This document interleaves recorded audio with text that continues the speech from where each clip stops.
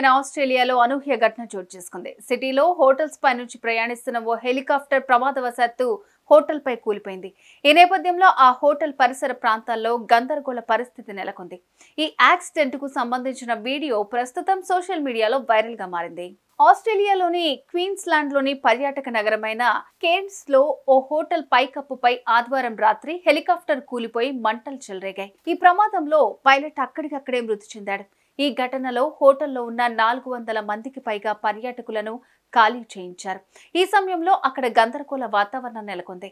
ఈ ప్రమాదంలో పైలట్ అక్కడికక్కడే మృతి చెందినట్లు పోలీసులు తెలపగా అతని ఆచూకీ తెలియలేదు. ఈ మేరకు ప్రస్తుతం దీనికోసం ఫోరెన్సిక్ విచారణ జరుగుతోందని వెల్లడించారు. అదృష్టవశాత్తు ఈ ప్రమాదంలో ఎలాంటి ప్రాణ నష్టం జరగలేదని పోలీసులు తెలిపారు. హెలికాప్టర్ కూలిపోవడంతో స్థానిక హోటల్ యాజమాన్యం ఇచ్చిన సమాచారం మేరకు ఎమర్జెన్సీ సర్వీసెస్ టీం రంగంలోకి దిగింది.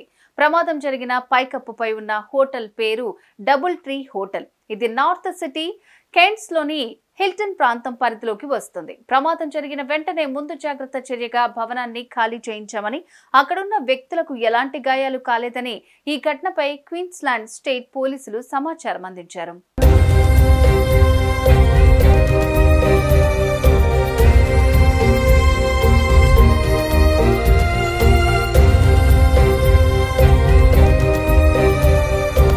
అయితే పైలట్ పరిస్థితి ఏంటి? విమానంలో ప్రయాణికులు ఉన్నారా లేదా అనే విషయాలపై ఇంకా స్పష్టత రాలేదు. అయితే సోషల్ మీడియాలో పోస్ట్ చేసిన ఓ వీడియోలో హోటల్ పైకప్పు మంటల్లో కాలిపోతున్నట్లు కనిపిస్తోంది.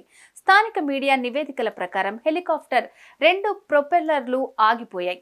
ఆ తర్వాత హెలికాప్టర్ హోటల్ పైకప్పును ఢీకొని కూలిపోయిందని సమాచారం. ప్రమాదం తర్వాత హెలికాప్టర్లోని 2 రోటర్ బ్లేడ్లు విరిగిపోగా అందులో ఒకటి హోటల్ పూల్లో పడింది.